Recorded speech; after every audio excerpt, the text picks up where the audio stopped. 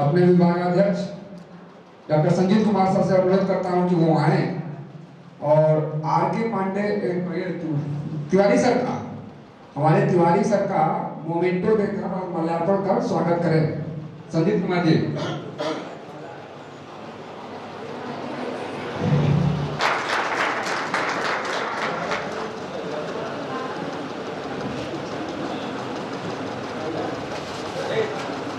Shri Shankar Saroj sir से अनुरोध करता हूं कि वो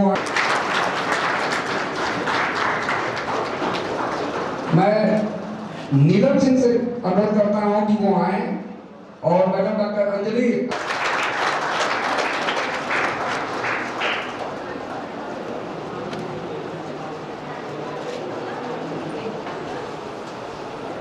जो कोई भी प्रतिभागी जो and furthermore legal framework and judicial intervention, and next is root causes and perpetuality of factors, and last will be conclusion. Electoral integrity is widely recognized as the cornerstone of democratic governance, ensuring that elections are conducted in a free, fair and transparent manner. Fair elections are essential to democracy as they accurately reflect the will of the people and uphold the legitimacy of democratic system. Laws exist to uphold justice, ensure order and protect the common good.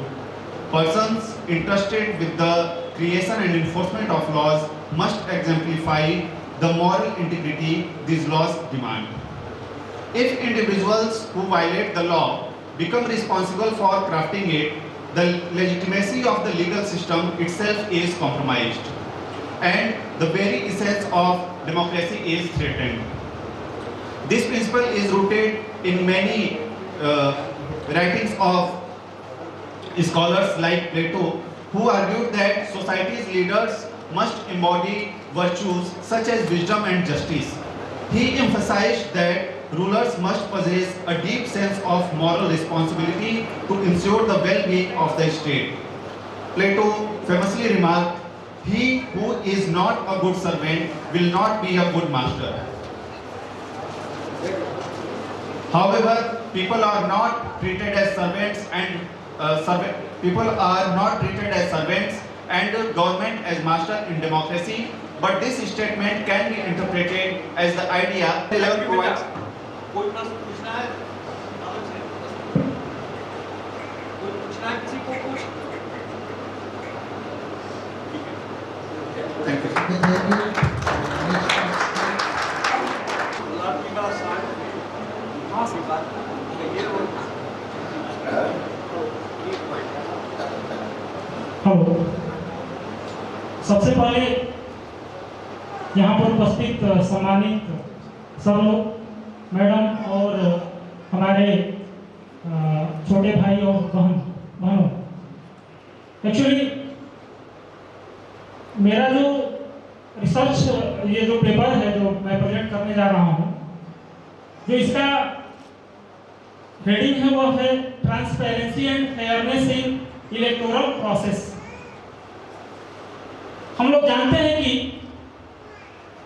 जो हमारा democratic country में हम रहते हैं, और इससे पहले जो राजतंत्र चलता था, उसके बाद लोकतंत्र में हम लोग आए। राजतंत्र की खासियत यह थी कि राजा के बाद उसका बेटा जो है, सक्सेसर जो है, राजा बनता था। अब जो डेमोक्रेटिक कंट्री की जो खासियत है वह यह है कि यहाँ पर आम जनता के द्वारा जो भी हमारा राजा या हमारा प्राइम मिनिस्टर जो भी होता है वह जो है चुना जाता है। अंतर यह है कि वहाँ पर राजतंत्र में उसको राजा बनने के लिए राजा का लड़का होना कंपल्सरी था, और इस डेमोक्रेटिक जो सिस्टम है इसमें इलेक्शन के द्वारा उसको जो है चुनाव जीतना होता है, और जीतकर उसको जो है प्राइम मिनिस्टर या जो भी लोकसभा जाना होता है। तो अगर यह इलेक्शन अगर ट्रांसपेरेंट फेयर न हो तो फिर हमारा सिस्टम जस्ट वही सिस्टम हो जाएगा जो कि राजतंत्र में हुआ करता था। तो therefore transparency, fairness and accountability is the three important pillar for any electoral process। और अगर हम बात करें कि हमारा, चूंकि सर ने कहा है कि समय कम है, हमारा जो ये जो इलेक्टोरल प्रोसेस है यह कैसे फेयर या ट्रांसपेरेंट होगा, इसके लिए क्या क्या मैकेनिज्म हो सकते हैं। तो सबसे पहले अगर हम बात करें तो आजकल हम देख रहे हैं कि न जाने, अभी इससे पहले चर्चाएं भी हुई हैं कि जो पॉलिटिकल फंडिंग हो रही है, जो फर्स्ट पॉइंट है that is monitoring election funding and party expenditures. हमको जो है जो भी फंडिंग इलेक्शन में किसी भी पार्टी को किया जा रहा है उसका कोई प्रॉपर मॉनिटरिंग नहीं है, कोई भी मैकेनिज्म, कोई तंत्र जो है उसको मॉनिटर नहीं कर पा रहा है। जैसे वर्तमान में जो एक लिमिटेशंस हैं कि कितना आप पैसा खर्च कर सकते हैं। जैसे अगर हम बात करें कि जो बड़े स्टेट BNLB 5 ईयर कोर्स में इकोनॉमिक्स की अध्यापिका हूँ, तो आज जो टॉपिक है इलेक्टोरल डेमोक्रेसी, उस पर मेरा कुछ इकोनॉमिक पॉइंट ऑफ व्यू से क्या मैं सोचती हूँ, इस पे मैं अपना विचार रखना चाहती हूँ। और सर्वप्रथम मैं इस महाविद्यालय के प्राचार्य साहब का हृदय से आभार व्यक्त करती हूँ, जिन्होंने मुझे एक मंच दिया जिसके माध्यम से मैं अपने विचार को आपके समक्ष रख सकती हूँ। जैसा कि हम सभी जानते हैं कि जो डेमोक्रेसी होती है, दैट इज कि वो डेमोक्रेसी मतलब होता है प्रजातंत्र, और हम जानते हैं कि भारत का प्रजातंत्र विश्व का सबसे बड़ा प्रजातंत्र है। साथ ही में इस प्रजातंत्र को कहा जाता है कि ये जनता यानी हमारी सरकार हमारे मतों के माध्यम से निर्धारित होती है। प्रजातंत्र का उद्देश्य केवल और केवल इलेक्शन कराना ही नहीं, उम्मीदवार का सिलेक्शन कराना ही नहीं, सरकार का चयन ही नहीं कराना, अपितु इससे भी बहुत बड़ा उद्देश्य डेमोक्रेसी का क्या है, वो ये है सामाजिक आर्थिक विकास, सोशियो इकोनॉमिक डेवलपमेंट हो रहा है कि नहीं।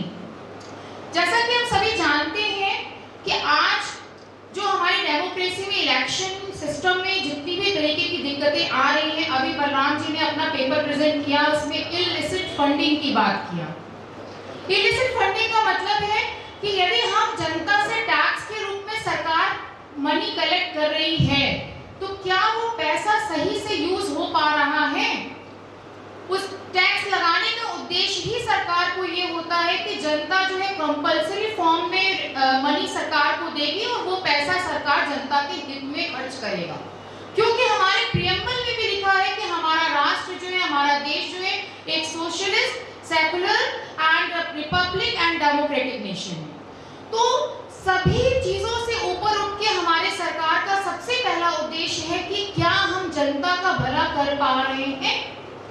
चुनावी नारों में केवल और केवल मंच से घोषणा कर देना कि हम सबको आवास देंगे, हम सबको सफाई की व्यवस्था देंगे, हम सभी को भोजन देंगे, हम सभी को स्वास्थ्य देंगे, कागजों पे तो बहुत सारी बातें हमारे देश में होती हैं, लेकिन क्या जिस सरकार को हम अपने बहुमूल्य मतों से चुनते हैं, क्या वो सरकार अपने उद्देश्यों को पूरा कर पाती है। हमें सोचने का ये विषय है कि सेमिनार का उद्देश्य ये होता है कि जिस विषय पर हम बात करने आ रहे हैं वो हमारे सामाजिक राष्ट्रीय उद्देश्यों तक या हमारे सामाजिक और राष्ट्रीय स्तर तक उसका क्या योगदान है, या हम अपने क्या ऐसा बहुमूल्य विचार दें ताकि वो हमारे सोसाइटी और नेशन के लिए फैसिलिटेटेड हो। बहुत सारी बातें आज के इस 2 दिवसीय सेमिनार में पहले तो मुझे स्थान देने के लिए मैं इस ऑर्गेनाइजिंग कमेटी को, महाविद्यालय के प्राचार्य को धन्यवाद ज्ञापित करता हूँ कि आपने हमें अन्य राज्य में स्थान दिया। और सर को अवगत कराना चाहता हूँ कि सर मैं भी आप ही के बीच का हूँ और यही महामना के प्रांगण से निकला हूँ और यह हमारा अपना जगह है, इसलिए बहुत आत्मीयता यहाँ आने की केवल ये चाहत रहती है कि यहाँ पर किसी माध्यम से respected Sudhiman Patel sir, Tiwari sir, madam, हमारे सामने हमारे बैठे हुए बड़े भाई Kesari sir, Shukla sir, Ajay sir, Manjhi sir एवं इस महाविद्यालय के सभी प्राध्यापकगण, छात्र छात्राएं,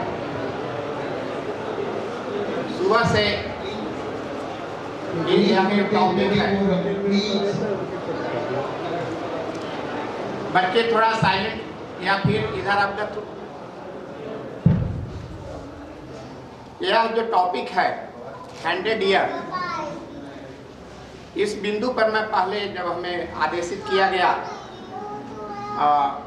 डॉक्टर मृत्युंजय राय सर से के माध्यम से हमारे अग्रज हैं, तो मैं यह सोचा कि यह topic 100 year of electoral democracy in India, इसके रखने के पीछे कुछ कारण जरूरी होगा, क्योंकि एक विद्वत जन इस बिंदु पर कुछ डिस्कस किए होंगे। और मैं जब बैकग्राउंड में गया, जो पहले से ही हिस्टोरिकल बैकग्राउंड यहाँ पर उपस्थित हो चुका है, तो हम यह पाए कि 1919 में हमने पहली बार कुछ सीमित व्यवस्था के तहत इलेक्टोरल प्रोसेस से नियंत्रित होना शुरू किए थे, बाकी वह बहुत द्विशासनीय व्यवस्था के तहत हमें कुछ सीमित जगह दिया गया था। उसके बाद अन्य माध्यम से हम कुछ इलेक्टोरल प्रोसेस पर जुड़ते गए, परंतु आफ्टर कॉन्स्टिट्यूशन जब हमें एक संविधान रूपी दस्तावेज प्राप्त हुआ, उसके बाद हम इस दस्तावेज के माध्यम से जब गवर्न होने लगे, नियंत्रित होने लगे, और पहली बार इलेक्शन 1952 में हम लोग इलेक्शन से जुड़े प्रॉपर ढंग से प्रोसेस, उसके बारे में बात हो चुकी है। हम इन बिंदु पर इलेक्ट्रॉन प्रोसेस के इशू जो यहाँ 3 बिंदु है, इशू प्रॉब्लम, कि हमारे देश में एक देश एक चुनाव की बात तो होती है, लेकिन हमारे देश में एक देश एक शिक्षा प्रणाली और एक किताब की बात क्यों नहीं होती? क्यों एक गरीब का बच्चा सरकारी स्कूल में जाता है और एक अमीर का बच्चा बहुत ही बड़े महंगे स्कूल में जाता है? क्यों ऐसी व्यवस्था हमारी सरकार नहीं करती कि एक गरीब का बच्चा हो या अमीर का बच्चा हो, उनको एक जैसी शिक्षा दिया जाए, एक जैसी किताबें पढ़ी जाए, ताकि उनमें कोई भेदभाव न रहे? क्यों ऐसा होता है हमारे देश में? और हमारे आज गांव की दशा यह है कि चुनाव में वही चुनाव लड़ता है जिसके पास पैसा है और वही चुनाव जीतता है। हमारे देश में ऐसी व्यवस्था क्यों नहीं होती कि इस पर रोकथाम लगाई जाए और जो गांव में भ्रष्टाचार बढ़ रहे हैं उसको गांव के स्तर पर समाप्त किया जाए? क्योंकि जब गांव का भ्रष्टाचार खत्म होगा तब राज्य का होगा, तब हमारे देश का विकास होगा। हमारे गांव की आज हालत यह है कि हर व्यक्ति को काम नहीं मिल रहा है। मैं एक छोटा सा प्राइवेट टीचर हूं और मुझसे आके लोग कहते हैं कि मास्टर साहब कोई काम बताइए 8-10 हज़ार का। हमारी सरकार हर व्यक्ति को ये छोटा छोटा काम देने में सक्षम क्यों नहीं है? मैं जानना चाहूँगा कि हमारे सरकार ने RD लागू की है, जिसमें हर प्राइवेट विद्यालयों में बच्चों को पढ़ने के लिए, गरीब बच्चों को दिया जाता है मौका कि वो निःशुल्क पढ़ेंगे। लेकिन मेरे पास ये समस्या आया, गार्जियन ने मुझसे सवाल बताया कि सर मैंने नाम तो लिखा दिया RTE की तरफ, लेकिन मेरा बच्चा जब जाता है तो स्कूल के मालिक, प्रबंधक वहाँ पे उसके साथ भेदभाव करते हैं। एग्जाम आता है तो कहते हैं आप कापियाँ घर से लेकर आइए। ऐसा क्यों? क्या हमारी सरकार ने ऐसी कोई व्यवस्था बनाई जिसके तहत गार्जियन अपनी समस्या को सीधे सरकार तक पहुंचा सके? अगर ऐसा नहीं बना पा रही है तो इसका क्या मतलब हुआ? हम नाम तो लिखा दिए RTE की तरफ, लेकिन उस बच्चे को वो अधिकार नहीं मिल रहा है जो वहाँ पे अदर बच्चों को मिल रहा है। और हमारे देश में हर एक बात कहता है कि मनरेगा आया है जिसके तहत हर व्यक्ति को काम दिया जाएगा, लेकिन मनरेगा की सच्चाई क्या है? अभिषेक जी का था। अभिषेक जी BHU से शिक्षा ग्रहण की है। इन्होंने अपने पेपर प्रेजेंटेशन के दौरान चुनाव की कमियों, चुनाव की प्रणाली में कमियों के बारे में चर्चा की जाहिर सी बात है इनका प्रयास अति उत्तम था और उन्होंने जो जो सजेशन दिए, अगर इस चुनाव की प्रणाली में उसको सुधार के रूप में स्वीकार किया जाए तो हमें उम्मीद है कि हम इसमें आगे बढ़ पाएंगे। दूसरा पेपर इसमें बलराम यादव जी का था। बलराम यादव जी भी BHU से PhD कर रहे हैं। उन्होंने अपने पत्र के दौरान चुनाव, विशेष करके चुनाव की प्रक्रिया के बारे में बातें की। उनका कहना था कि ये जिम्मेदारी गवर्नमेंट की है कि चुनाव की प्रक्रिया में सुधार लाए। जाहिर सी बात है, नियम बनाना सरकार का काम है, सरकार ही नियम बना सकती है, लेकिन सारा दोष हम अपने गवर्नमेंट के ऊपर नहीं डाल सकते। जाहिर सी बात है, दोष हमारा है, हमारे अंदर समझ को विकसित करना होगा ताकि हम इसमें आगे बढ़ सकें। डॉक्टर अंजलि अग्रवाल ने तीसरा पेपर प्रस्तुत किया। डॉक्टर अंजलि अग्रवाल काशी विश्वविद्यालय के विभाग में इकोनॉमिक्स की स्टूडेंट है, साथ ही साथ असिस्टेंट प्रोफेसर के पद पे कार्यरत है। आपने अपने पत्र के दौरान सरकार से कुछ सवाल पूछे। हम उम्मीद करते हैं कि वो सवाल जायज़ है, पूछे जाने चाहिए, और हम यह भी उम्मीद करते हैं कि जिन सवालों को हम अपने सरकार से पूछते हैं, मंचों के माध्यम से प्रस्तुत करते हैं, उसे अगर हम अपने जीवन में भी उतार सकें तो यह और अच्छी बात होगी। चौथा पत्र जो है ब्रजेश जी ने प्रस्तुत किया, जो छत्तीसगढ़ से यहाँ पर आ रहे हैं। इन्होंने मुख्यतः दो बिंदुओं पर चर्चा की। बात नहीं करता कि चुनाव एक समय में हम इलेक्शन का कंसेप्ट बहुत ही गहरा है, हमें गहराई से इसे समझने की जरूरत है।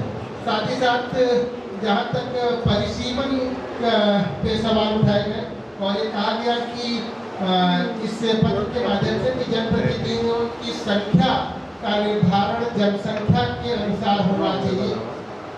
शायद हम ये कहना चाहते हैं कि हमारी जनसंख्या बढ़ रही है। 1971 की गणना के अनुसार आज जो हमारी पोजीशन है वो हमारी जनसंख्या काफ़ी बढ़ चुकी है। तो जनसंख्या के अनुसार अगर हम अपने संसद के प्रतिनिधियों की संख्या बढ़ाते जाएंगे तो जाहिर सी बात है, नियम यही कहता है, संविधान भी शायद यही कहता है। संविधान की भावना को देखें तो जिस समय सन 1950 में संविधान लागू हुआ और सीटों का निर्धारण, सीटों की संख्या का निर्धारण हुआ था, उस निर्धारण को लेकर के शायद यही फार्मूला लगाया गया था कि जनसंख्या के हिसाब से ही सीटों का निर्धारण हो। वही कारण है कि उत्तर प्रदेश राज्य जैसे बड़े राज्यों के लिए हमारे पास सीटों की संख्या ज़्यादा है, और जैसे जैसे हम मणिपुर, आसाम की तरफ बढ़ते जाते हैं हमारी सीटों की संख्या कम होती जाती है। तो जाहिर सी बात है, जनसंख्या ही एक आधार था, लेकिन यह एक बड़ा सवाल होगा परिसीमन के माध्यम से कि क्या जनसंख्या के आधार पर हम सीटें बढ़ा दें, और अगर हम सीटें बढ़ाएंगे तो कुछ फायदे हमें जरूर होंगे, लेकिन हमें यह भी ध्यान रखना। सबसे पहले हम विद्यार्थियों के बारे में कहेंगे कि आप वकालत की पढ़ाई कर रहे हैं। रहीमन इस संसार में सबसे सुखी वकील, जीते तो पुराना मिले, हाल मिले अभी। तो आप सुखी रहिए, प्रसन्न रहिए, तो ये निश्चित है आप लोगों की सफलता है। हम अपने अध्यापक को आपके यहाँ अध्यापक के साथ में काम करता रहा हूँ। फिर मैं जब वक्त मिलेगा तो मैं आऊँगा। ये तो जो है इन लोगों के प्रति बहुत श्रद्धा रखता हूँ और अपने प्राचार्य जी के प्रति भी बहुत श्रद्धा रखता हूँ। हम बहुत लंबी चौड़ी बात नहीं करेंगे, लेकिन बहुत व्यवहारिक बात करेंगे। उसको ज़रा सा ध्यान से आप दिमाग बनाइएगा कि ये क्या चीज़। डेमोक्रेसी पर चर्चा हो रहा है। डेमोक्रेसी को दो भागों में बांटिए। एक डेमोक्रेसी जिस पर चर्चा होगा वो आधे भाग पर चर्चा होता है। आधे भाग की डेमोक्रेसी पर कोई चर्चा नहीं होता है, न कभी मुद्दा उठाया। जो आधे भाग पर अभी तक आप बात सुने होंगे सब लोगों से, ऐसा संगठन होना चाहिए, ऐसे चुनाव होना चाहिए, ऐसा भ्रष्टाचार होता है, ऐसे लोग चुन के जाते हैं, ऐसा कानून बनना चाहिए, ऐसा कानून नहीं बनना चाहिए, ये परिवर्तन होता है, इस समय ये मिलते थे, इस समय वो ये मिलते थे। ये ऑर्गेनाइजेशन है, हिस्ट्री है डेमोक्रेसी का, एक नियम है, कानून है, लॉ। ये डेमोक्रेसी का कल्चर नहीं है। तो एक डेमोक्रेसी का कल्चर होता है, डेमोक्रेटिक कल्चर। वो डेमोक्रेटिक कल्चर क्या है कि हमारी हम लोग यहाँ बोल रहे हैं, आपको अच्छा लगे या बुरा लगे, संख्या में आप जाते हैं लेकिन आपको सुनना पड़ेगा। सुन रहे हैं, अभी मैं यहाँ से कहूँगा, देखिए वो आग लग गया, सब पीछे ताकने लगे। नेता मंच पर खड़ा हो जाता है, जो चाहता है वो बोलता है, वो कल्चर के खिलाफ बोलता है कि एक आदमी जो बोलेगा वो तो कल्चर जो बना है, वोट जो है कल्चर से जीता है। व्यक्ति जो है षड्यंत्र से जीतता है, टिकट से जीतता है, गुंडई से जीतता है, लूट के जीतता है। इसकी पढ़ाई यह सब जो है अलग कल्चर है। हर जगह का अगर जमाने से चला आ रहा है, लेकिन कल्चर ये होना चाहिए कि जो भी सरकार आवे, जो भी व्यक्ति नेतागिरी करे, वह जन भावनाएं, जन कल्चर मतलब थिंकिंग एंड बिहेवियर, जो लोगों का व्यवहार है और जो लोगों का सोच है, वह डेमोक्रेटिक होना चाहिए। अगर वह नहीं है तो ये तो सारी व्यवस्था बना दे, हम भी जाकर दूसरे के टिकट ले सकते हैं और कल पता चलेगा कि मोदी जी अगर नहीं है तो प्रोफेसर जितेंद्र तिवारी बनारस के कल कोई ना कोई जुगाड़ हो सकता है, या किसी का भी कोई ना कोई जुगाड़ हो सकता है। कोई जात के नाम पर, कोई गुंडई के नाम पर, कोई डकैती के नाम पर चुनाव जीत जाता है। आप डकैतों को भी सुने होंगे चुनाव जीतते हुए, गुंडों को भी सुनते होंगे। हमारे ब्राह्मण जात का जो है, अगर ब्राह्मण का जात का है तो प्रोफेसर का हम नाम नहीं लेंगे। अगर वोट दिलवाना होगा तो हम किसी ब्राह्मण गुंडे को बुला के जाके ब्राह्मण मोहल्लों में घुमाएंगे और उनको 4 ब्राह्मण बैठाएंगे, किसी प्रोफेसर को घुमाएंगे तो कोई बैठाएगा। तो एक कल्चर बदलना चाहिए। कल्चर कैसे बदलेगा, इस पर सोचिए कि जो है डेमोक्रेटिक कल्चर डेवलप करें, जिससे जो है पहले जो है शुरू में एक कल्चर था, अब उसी कल्चर का लोप हुआ है। गांधी जी का खिलाफत कोई नहीं कर सकता है, अम्बेडकर का खिलाफत कोई नहीं कर सकता है, भगत सिंह का खिलाफत कोई नहीं कर सकता है। इस चीज को कुछ लोगों ने पकड़ लिया है कि राम का भी खिलाफत कोई नहीं कर सकता है, गंगा का खिलाफत कोई नहीं कर सकता है, उनका खिलाफत कोई नहीं करता है, और उसके माध्यम से भी सत्ता हथियाने की कोशिश की गई। तो ये चीज जो है पकड़िए कि कल्चर क्या होता है। कल्चर अगर नहीं आप पकड़ेंगे तो चाहे आज जो बहुत धन्यवाद प्रोफेसर जितेंद्र तिवारी जी आपके आशीर्वचन के लिए। और अब हम पहुंच चुके हैं कार्यक्रम आज के दिवस के कार्यक्रम के आखिरी पड़ाव पर। हम सभी से आग्रह कर रहे हैं कि आप राष्ट्रगान के लिए खड़े हैं। तो आज के इस नेशनल सेमिनार के फर्स्ट डे के फर्स्ट टेक्निकल सेशन में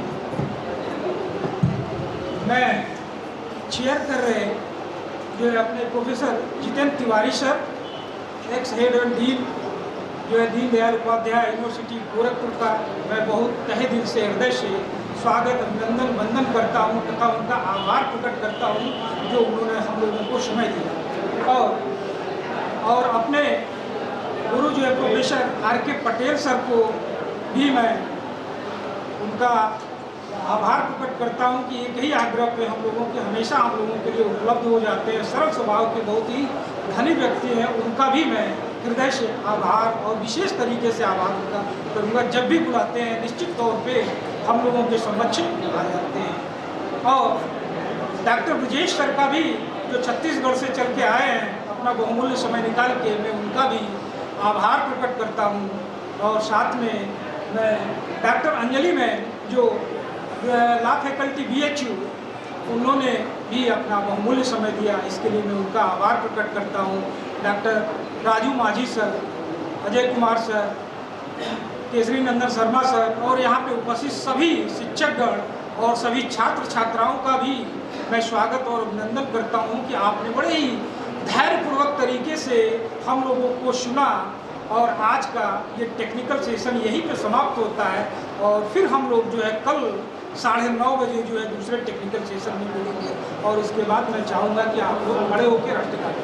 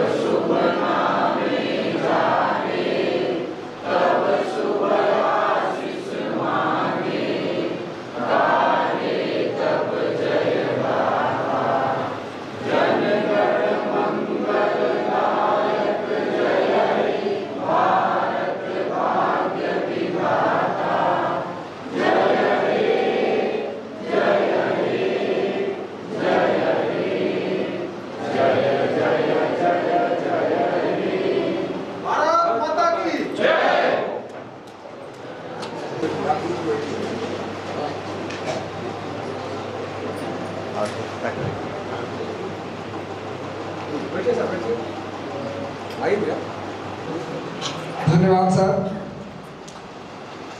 इस 100 years of electoral democracy in India राष्ट्रीय संगोष्ठी के इस दूसरे दिन तीसरे टेक्निकल सत्र में हम सभी आप सभी आगंतुकों का हार्दिक स्वागत, वंदन एवं अभिनंदन करते हैं। स्वागत के क्रम में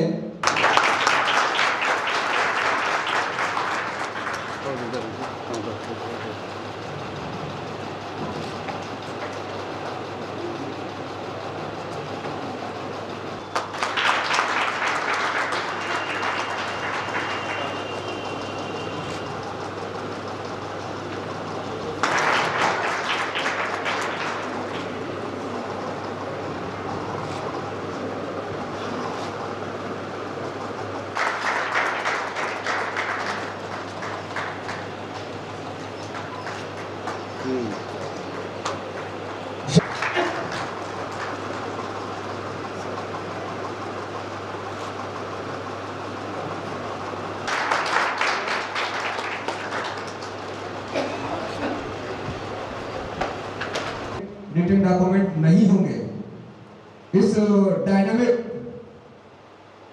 फैकल्टी मेंबर्स का जो हमारे साथ बीच आए हुए हैं, हम एक बार हार्दिक स्वागत, वंदन एवं अभिनंदन करते हैं।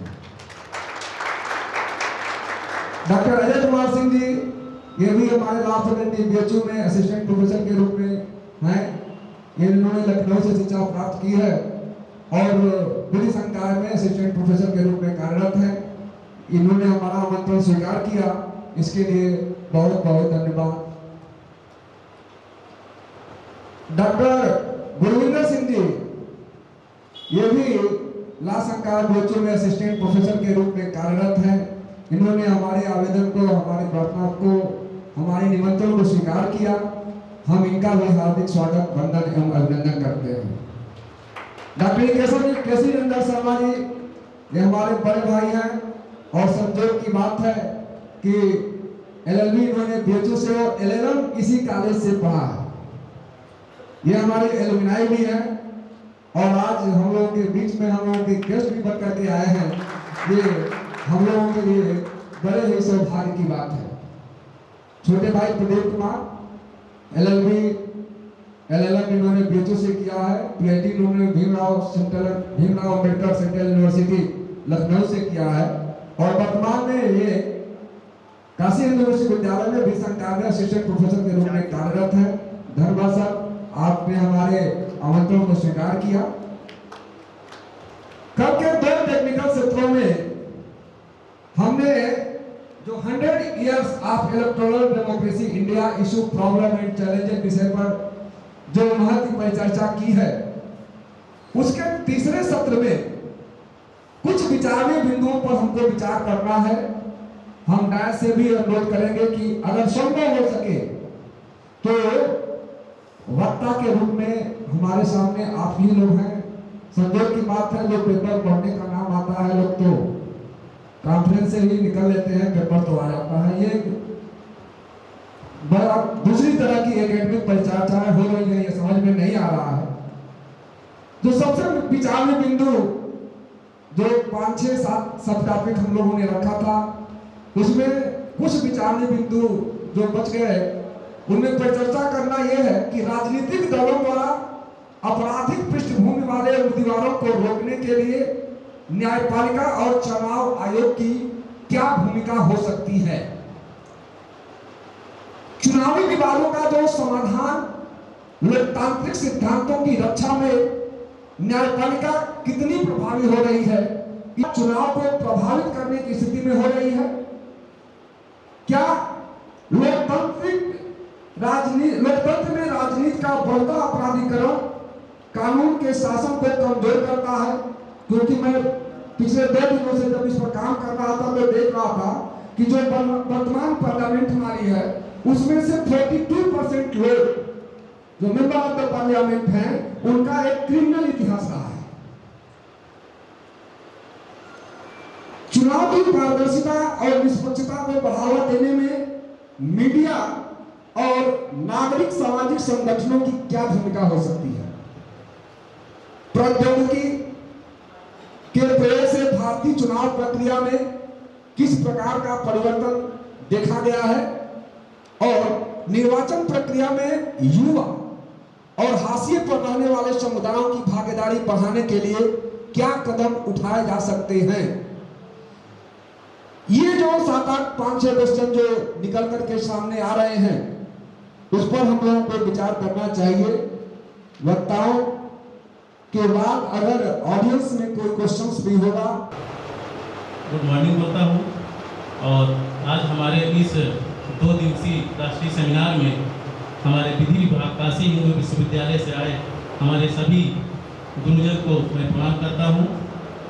सारे गुरुजनों से मैंने शायद ही शिक्षा ली ही है और मैं जब LLB से लेकर LLM और PhD तक का छात्र रहा तो इनमें से सारे गुरुओं का मुझे आशीष वचन प्राप्त हुआ है।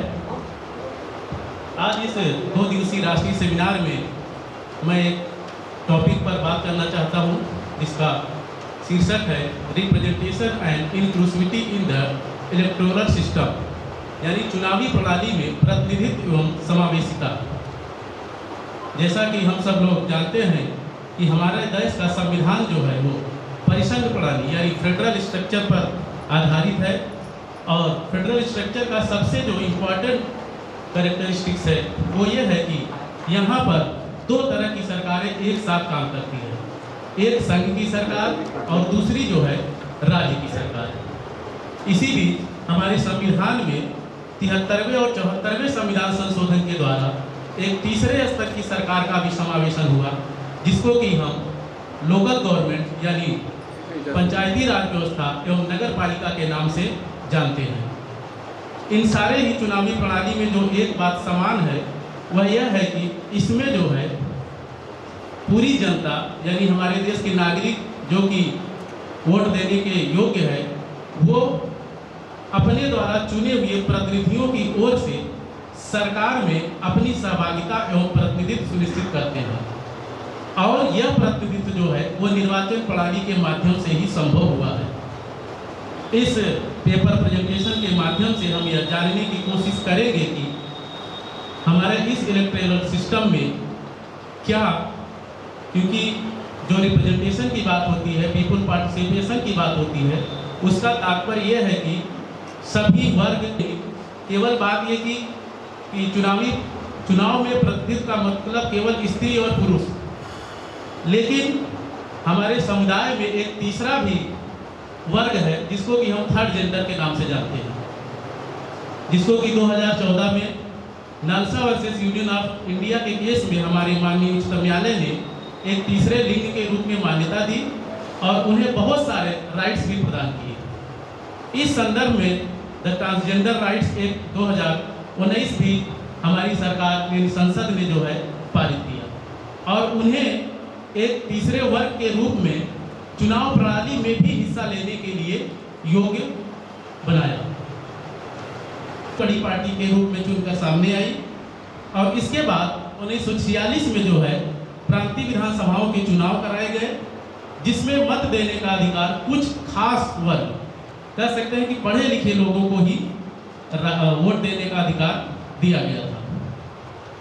इससे ये पता चलता है कि शुरुआत में सभी को जो है समान रूप से वोट देने का अधिकार नहीं था और ये जो नहीं सोचा हुआ था क्योंकि हमारे देश में बहुत सारी रूढ़ियाँ और परंपराएं हैं, अंधविश्वास हैं, जिसमें यह था कि उस समय महिलाओं को अजनबियों के सामने अपना नाम प्रकट करने तक की भी आज़ादी नहीं थी और उस सर्कुलर के बाद भी महिलाओं ने अपना नाम अपने नाम से वोटर लिस्ट में दर्ज नहीं कराया और बहुत सारी महिलाएं चुनाव से जो है वंचित रही। इन सब सवालों के बावजूद भी हमारा प्रथम निकाय चुनाव जो है संपन्न हुआ और हमारे देश के कई चुनाव, प्रांतीय विधानसभाओं के चुनाव, स्थानीय चुनाव भी समय समय पर होते रहे और उन्हें अपने मताधिकार के माध्यम से प्रतिनिधि को चुनने का अवसर प्रदान किया गया, लेकिन निश्चित नहीं कर पाया था और वो समुदाय था ट्रांसजेंडर, यानी कि जो है तृतीय वर्ग। लेकिन हमारे सुप्रीम कोर्ट ने 2014 में, जैसा कि मैंने पहले बहुत सारे अधिकार दिए, उनमें से एक अधिकार था वोटिंग राइट। निर्वाचन आयोग ने अपने वोटर रजिस्ट्रेशन में एक तीसरा कॉलम जोड़ा जो कि थर्ड जेंडर के नाम से था। न्यायिक निर्णयों एवं कानूनी मान्यताओं के बावजूद भी 2000 राज्यों में 27.08% ट्रांसजेंडरों ने ही चुनाव में प्रतिभाग किया, जबकि मार्च 2000 दर्ज कराया था। लेकिन ये जो आंकड़ा है ये बहुत कम है, क्योंकि 2011 की जनगणना के अनुसार लगभग 4,88,000 ट्रांसजेंडर हमारे देश में थे, और ये जनगणना जबकि बहुत पुरानी हो चुकी है। और 2024 के आम चुनाव में 96.88 करोड़ वोटर पंजीकृत किए गए थे, जिसमें 2.63 करोड़ नए वोटर शामिल थे, और इसमें ज़्यादा आबादी युवा 88.35 लाख नए वोटर जोड़कर पंजीकृत किया गया था। इन सब प्रयासों से हमारे देश में सबसे जो विशेष प्रयास था निर्वाचन आयोग का, वो था जनजातीय क्षेत्रों में 100% इलेक्ट्रल वोटर के माध्यम से उनकी प्रतिक्रिया। सर्वप्रथम मंच पे आसी मेरे गुरुजी प्रोफेसर विजय कुमार सर, मेरे colleague doctor Mukesh Malviya sir, doctor Ranjeet Kumar sir, doctor Govinder sir और डॉक्टर केसी नंदन भैया बोलूँगा क्योंकि लगाव भैयाओं से ज़्यादा है। मैं उनके अनुमति से अपना प्रेजेंटेशन नहीं, मैंने एक लेक्चर तैयार किया है, बहुत संक्षिप्त रूप से मैं आपके सामने वो रखूँगा। सर 10 मिनट मिलेगा? तो आज जो कार्यक्रम में क्योंकि 100 years of the electoral democracy in India issues and challenges, एक ज्वलंत विषय जो हमारे सम्मुख आप सभागार में चर्चा करने के लिए उपस्थित है, इसका श्रेय जो है डॉक्टर मृत्युंजय राय भैया और डॉक्टर संजीत कुमार जी को जाता है। और इस विषय में मैं अपना जो वक्तव्य रखूँगा वो है नोटा और चुनावी लोकतंत्र के नए आयाम, जिसमें मैंने 4-5 बिंदुओं में इसको विभाजित किया है। इसके परिचय और निष्कर्ष के साथ नोटा क्या है, इसकी शुरुआत कब हुई, इसकी संवैधानिक प्रावधान क्या है, नोटा का महत्व क्या है, इससे जुड़े कुछ मुद्दे और नोटा से संभावित सुधार और लोकतंत्र के नए आयाम जो नोटा जिसमें मैं बात करूंगा, और नोटा की भारतीय चुनाव में इसकी प्रभावशीलता। भारत विश्व का सबसे बड़ा लोकतंत्र और चुनाव प्रक्रिया जो ऐसी प्रक्रिया है जो स्वतंत्र, निष्पक्ष और पारदर्शी बनाए रखने के लिए इसमें निरंतर सुधार हो।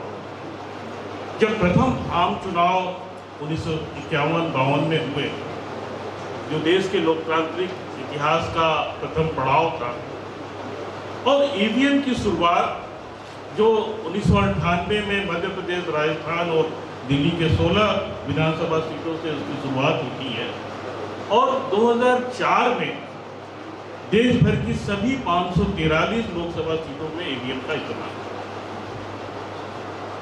और इस ईवीएम में क्योंकि जब आप मेरी उम्र अभी 42-43 साल है, मैंने एक बार बैलेट पेपर पे और 4-5 बार ईवीएम मशीन का वोटिंग राइट का अधिकार मैंने अपना इस्तेमाल किया।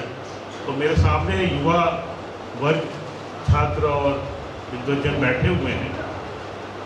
जब आप इलेक्शन में जब आप अपने वोट देने के लिए अपने वोटिंग राइट का इस्तेमाल करते हैं, जब उस कमरे में एक प्राथमिक विद्यालय जो होता है वहाँ प्रवेश करते हैं, तो 2 चेयर सामने, 3 चेयर बगल में होते हैं, और जैसे ही आप इस तरह के एक बॉक्स जिसमें वो ईवीएम मशीन कवर करके रखी जाती है, आपकी पारदर्शिता, आपकी वोटिंग राइट को, पारदर्शिता को बनाए रखते हैं। और उस मशीन में सबसे निचला बटन जो होता है वह नोटा का होता है, NOTA, यानी नन ऑफ द एबव। यानी उस मशीन में जो आखिरी बटन होता है वो नोटा का होता है। और जब आप पाते हैं कि हम, चाहे हम किसी भी जाति, कम्युनिटी, समुदाय, रंग या किसी भी कलर के कुछ भी हों, क्योंकि वोट देना एक संवैधानिक अधिकार है, और एक स्वतंत्र लोकतंत्र में अपने प्रतिनिधि को चुनने का सभी को एक मूलभूत अधिकार है। लेकिन उस मूलभूत अधिकार में जब हम पाते हैं कि इस लिस्ट में किस व्यक्ति को क्योंकि ये बड़ा एक ज्वलंत विषय है कि आज भी हम अपनी जाति, धर्म, धन से ऊपर नहीं उठ पा रहे। लेकिन ये है खुशी है कि हम विश्व के सबसे बड़े लोकतंत्र, या आप कहिए कि हम बहुत बड़े लोकतंत्र के साक्षी हैं। तो एक संस्था थी, people union for the civil liberties, जो कि सिविल अधिकारों पे एक एनजीओ जो काम करती है, उन्होंने 2013 में जन प्रतिनिधि अधिनियम 1951 की संवैधानिकता को चुनौती देते हुए ये तर्क दिया कि इस अधिनियम के अंतर्गत किसी भी उम्मीदवार को वोट न देने की मतदाता के निर्णय की गोपनीयता को पर्याप्त रूप से संरक्षित न करना व्यक्ति की स्वतंत्रता के अधिकार अनुच्छेद 19 का उल्लंघन करता। और ये जो वाद है people's union for the civil liberty union of India, इस वाद से नोटा की शुरुआत होती है भारत में। और यह वाद उन उम्मीदवारों के प्रति अपना असंतोष व्यक्त करना है, असंतोष व्यक्त करने का अधिकार देता है कि भारतीय संविधान के अनुच्छेद 19(1) वाक्य और अभिव्यक्ति की स्वतंत्रता के तहत इस स्वतंत्रता का एक अभिन्न है, यानी राइट टू वोट, वोट देना और न देना, यह दोनों अधिकार जो है हमारे संविधान में संरक्षित है। वोट देने न देना नहीं, वोट। यहाँ के विधि के विभागाध्यक्ष डॉक्टर संजीव कुमार जी, हमारे बीच में डॉक्टर गोपाल जी भी उपस्थित हुए हैं, मैं उनका भी अपनी तरफ से स्वागत कर रहा हूँ। डॉक्टर शुक्ला जी,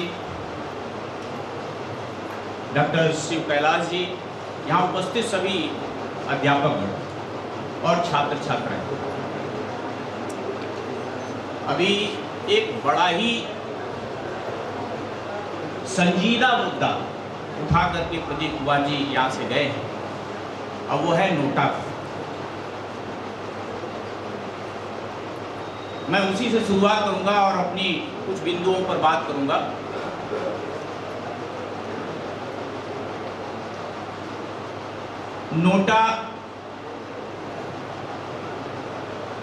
नोटा का इस्तेमाल भी किया। 60% जहां 100% में से 60% या 70% लोग ही अपने वोट का इस्तेमाल कर रहे हैं, उस 60 और 70% लोगों में से कुछ लोग यदि नहीं भी दे रहे हैं, तो जितने बचे हुए लोग हैं उससे ही यह डिसाइड हो जाएगा कि कौन चुनाव जीत रहा है, कौन नहीं जीत रहा। इस भी पा जाएगा तो निश्चित रूप से वह जीत जाएगा। इसकी प्रासंगिकता तो तब होती जबकि उसे वापस ले लेने का भी अधिकार उसमें शामिल हो जाता, तो शायद हो सकता था कि उसकी प्रासंगिकता और बढ़ जाती। मैं कुछ, चूंकि शुरुआत आपने ईवीएम से की थी, मैं उसी से शुरुआत करूंगा, क्योंकि यह जब भी इलेक्टोरल डेमोक्रेसी की बात होती है तो चुनाव में सबसे पहले जो शुरुआत होती है वह है, आजकल चल भी रहा है, बैलेट बॉक्स का। वीवीपैट से लेकर के आप बैलेट बॉक्स की तरफ जाने की बात कर रहे हैं। आपको इस बात पर संदेह है कि वीवीपैट भी सही नहीं बता रहा।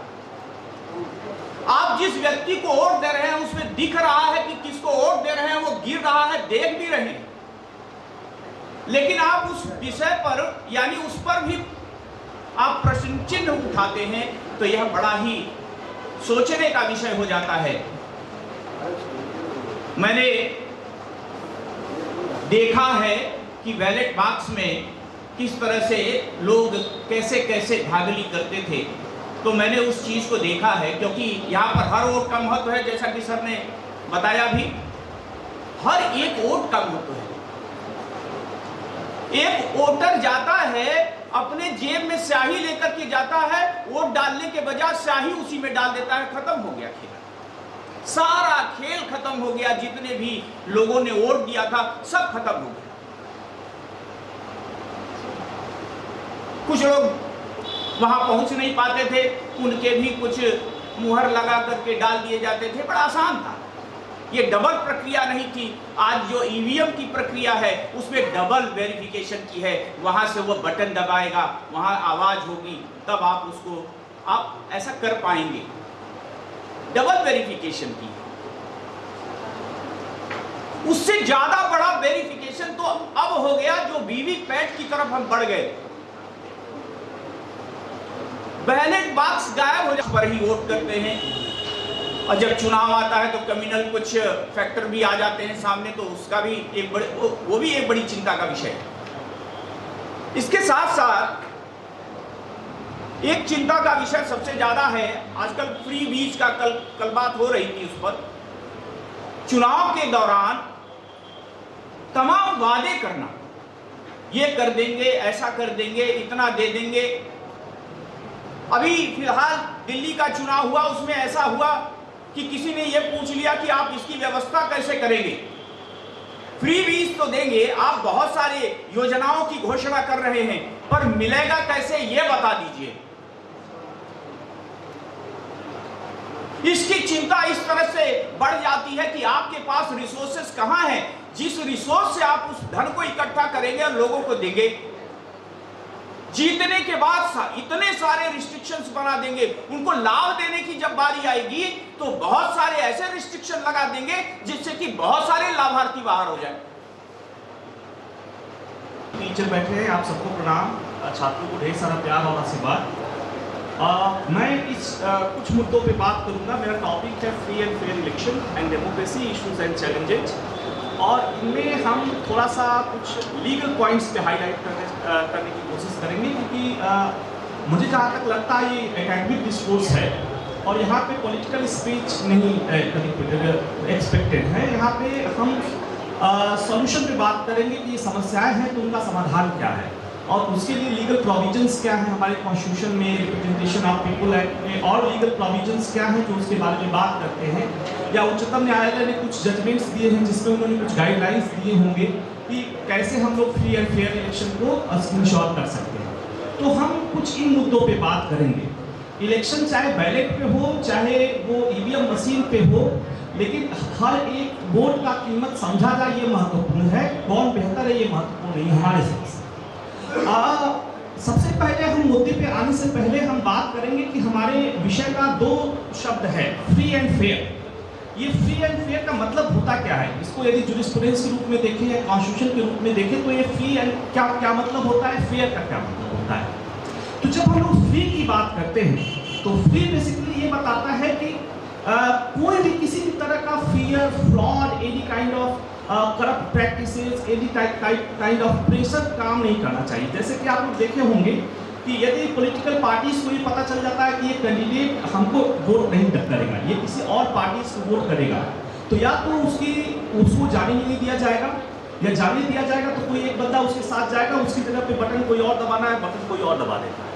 तो ये इसको हम लोग फ्री इलेक्शन नहीं कहते हैं। फ्री का मतलब है कि वो राइट टू चूज है।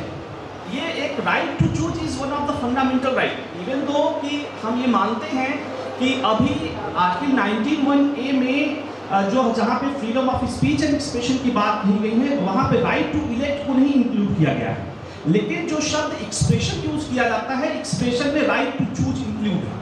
तो और ऐसे भी बोला जाता है कि ये लीगल राइट है, बिकॉज ये रिप्रेजेंटेशन ऑफ पीपल एक्ट में ये राइट दिया गया है हर सिटीजन को कि यदि वो अडल्ट है, मतलब 18 साल की उम्र उसने पाली है, तो वो वोट डालने के लिए वो स्वतंत्र है और वो अपनी इच्छा के किसी भी कैंडिडेट को वो वोट कर सकता है। तो इसका मतलब हो गया कि वो फ्री इलेक्शन कर रहा है। फेयर का मतलब है कि इररिस्पेक्टिव ऑफ कास्ट, क्रीड और एक वो व्यक्ति को कोई किसी भी कम्युनिटी से हो, किसी भी कास्ट से हो, किसी भी जेंडर का हो, वो व्यक्ति सबको ये राइट है कि वो वोट करे। तो एक तो ये है कि फ्री एंड फेयर इलेक्शन होना चाहिए। लेकिन पूरे विश्व के राजनैतिक परिदृश्य को आप देखेंगे तो ये फ्री एंड फेयर इलेक्शन की परिकल्पना सिर्फ और सिर्फ डेमोक्रेटिक कंट्री में की जा सकती है, क्योंकि वर्ल्ड में बहुत तरह की सरकारें होती हैं ना।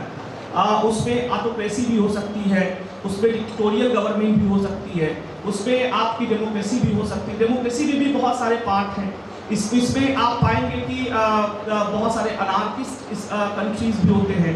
तो इस तरह की बहुत सारी सरकारें होती हैं। तो सारी सरकारों में आप इलेक्शन की उम्मीद नहीं कर सकते हैं, क्योंकि इलेक्शन की उम्मीद हम वहीं कर सकते हैं जहाँ पे कॉन्स्टिट्यूशनलिज्म हो। कॉन्स्टिट्यूशन तो हर कंट्री का हो सकता है, डिक्टेटर का भी कॉन्स्टिट्यूशन हो सकता है, लेकिन जहाँ पे कॉन्स्टिट्यूशनलिज्म होगा वहीं पे आप एक इलेक्शन की उम्मीद कर सकते हैं, जहाँ की सभी व्यक्ति को, सभी नागरिकों को समान अधिकार हो कि वो अपने पसंद के लोगों को चुन सके।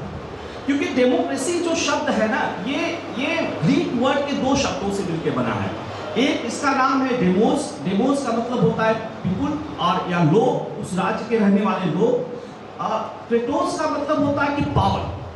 तो डेमोक्रेसी की जब आप लिटरल इंटरप्रिटेशन करेंगे या शाब्दिक रूप से इसको समझने की कोशिश करेंगे तो डेमोक्रेसी का मतलब होता है जनता की सरकार। अब अब्राहम लिंकन ने भी कहा है कि democracy is of the people, for the people, by the people. तो कुल मिला के ये पीपुल की सरकारें होती हैं, लेकिन एक्चुअल में आप देखेंगे तो पीपुल है कहाँ? पीपुल तो आपस में लड़ रहे हैं, पॉलिटिकल पार्टीज उसका मलाई खा रहे हैं, हम लोग लड़ रहे हैं उसके लिए। तो ये समझने की कोशिश करना चाहिए कि क्या सच में हमारे यहाँ डेमोक्रेसी है? क्या जो हमारे यहाँ कॉन्स्टिट्यूशन में प्रोविजंस दिए गए हैं, जो रिप्रेजेंटेशन ऑफ पीपुल्स एक्ट में जो प्रोविजन दिए गए हैं, उसमें क्या वो पूरी तरह से वो उसका पालन हो रहा है? क्योंकि आप लोगों ने संविधान वगैरह पढ़ा होगा, उसमें एक कॉन्सेप्ट है कि कॉन्सेप्ट ऑफ बेसिक स्ट्रक्चर। और बेसिक स्ट्रक्चर की जब बात आती है तो उसमें ये कहा जाता है कि पार्लियामेंट को भी पावर नहीं है कि जो सब विषय बेसिक स्ट्रक्चर के अंतर्गत आता है उसमें अमेंडमेंट कर सके। तो आप पाएंगे कि सुप्रीम कोर्ट ने समय समय पे बहुत सारे केसेस में इंदिरा गांधी वर्सेस राजनारायण का केस डिसाइड हुआ, उसके बाद टीएन सेशन का केस डिसाइड हुआ, जो चीफ इलेक्शन कमिश्नर थे उस समय उन्होंने केस किया था, यूनियन ऑफ इंडिया का केस था। उसके बाद कुलदीप नायर का केस डिसाइड हुआ यूनियन ऑफ इंडिया, उस केस में इन सारे जजमेंट्स में सुप्रीम कोर्ट ने इस बात पे बहुत साथ के साथ मैं डॉक्टर संजय राय जी जिन्होंने मुझे ये मौका दिया है इस सेमिनार में बोलने का, उनको भी धन्यवाद। साथियों, गुड मॉर्निंग।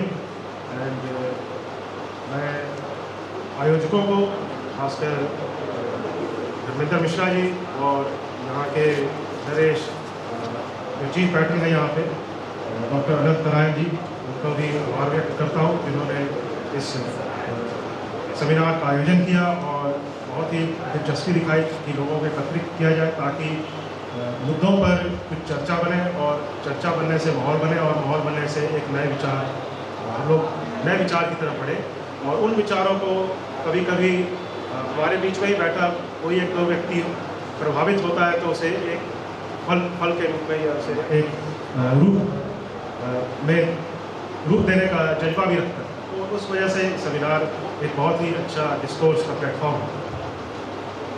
मुद्दा जैसे अभी चर्चा चल रही है विभिन्न प्रकार से हमें कैसे इलेक्शंस के प्रक्रिया में रिफॉर्म लाने चाहिए, तो मैं इसमें एक बड़े ही मुद्दा जो आज़ादी के बाद से ही चलता है, इलेक्टोरल करप्शन, उसका एक छोटा सा मुद्दा जो अभी आपको सुनने में भी आया होगा, इलेक्टोरल बॉन्ड्स को लेकर के जागृत हुआ था।